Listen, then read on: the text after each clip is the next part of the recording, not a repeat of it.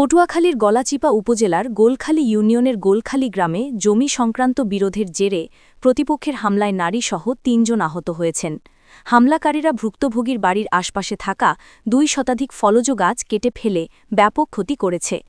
পটুয়াখালী থেকে নাসির উদ্দিনের প্রতিবেদনে দেখুন বিস্তারিত। পটুয়াখালীর গলাচিপা উপজেলার গোলখালী ইউনিয়নের গোলখালী গ্রামে জমিজমা সংক্রান্ত বিরোধের জেরে প্রতিপক্ষের হামলায় নারীসহ ৩ জন আহত হয়েছেন। হামলাকারীরা ভুক্তভোগীর বাড়ির আশেপাশে থাকা ২ শতাধিক ফলন্ত গাছ কেটে ফেলে ব্যাপক ক্ষয়ক্ষতি করে। ভুক্তভোগী মোহাম্মদ মিজানুর রহমান জানান, সকাল ৮:৩০টার দিকে বিবাদী পক্ষ দেশীয় অস্ত্রসহ তার পৈতৃক সম্পত্তিতে জোরপূর্বক চাষাবাদ করতে আসে। তিনি বাধা দিলে তারা তাকে, তার স্ত্রী আসমা আক্তার এবং মা হেনোয়ারা বেগমকে এলোপাতাড়ি মারধর করে।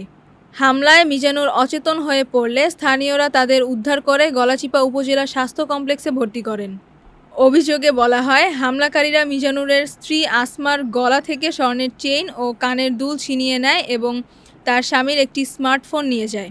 এরপর বাড়ির আঙিনা ও আশেপাশের জমিতে থাকা কলা গাছ, আম, কাঁঠাল সহ বিভিন্ন প্রজাতির ২ শতাধিক গাছ কেটে বিনষ্ট করে।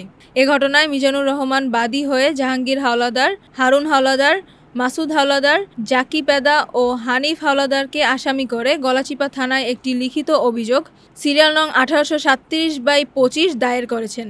স্থানীয় ইউপি সদস্য গাজী সালাউদ্দিন জানান, ভুক্তভোগীরা বিষয়টি আমাকে জানায়নি। সংবাদ মাধ্যমে জানার পর আমি সরজমিনে গিয়েছি। এ ধরনের হামলার সঙ্গে জড়িতদের বিরুদ্ধে অবশ্যই ব্যবস্থা নেওয়া উচিত। গলাচিপা থানার ওসি আসাদুর রহমান জানান, অভিযোগ পেয়েছি, তদন্ত সাপেক্ষে প্রয়োজনীয় আইনগত ব্যবস্থা নেওয়া হবে। সামনে কতটুকু জায়গা ছিল, এই জন্য ওরা জোর জাহাঙ্গীর হাওলাদার আইসা জোর সওয়াল আছে।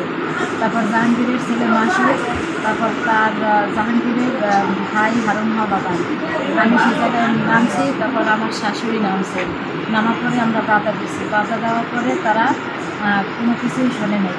তারপর আমাকে মারধর করছে, চিন্তাহানি করার চেষ্টা করছে। সেই দেখে আমার হাজবেন্ড ঘরে ছিল, সে নামছে, নামে আমাকে উদ্ধার করছে।